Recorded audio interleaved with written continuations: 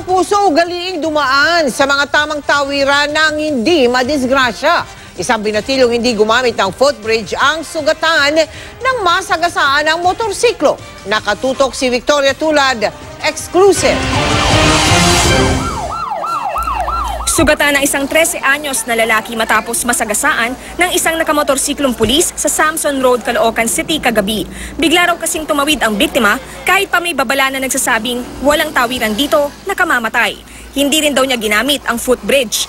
Agad itinakbo sa ospital ang biktima matapos magtamo ng mga galos sa katawan. Matakbo siya patawid. Yung motor, rush din yung motor, papunta naman doon. Ngayon, nasalpok yung bata. Siya tumumba. Hindi ko po alam na may sasakyan. Tumahadaan. Suspected broken ribs siya. Iba't ibang gasgas sa mga paa niya.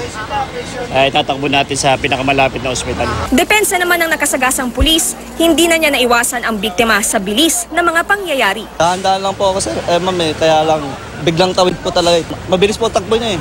Naharap ang pulis sa kasong reckless imprudence resulting in physical injuries. Paalala naman ng otoridad sa publiko, gamitin ang tamang tawiran para makaiwas sa aksidente. Victoria Tulad, nakatutok, 24 oras.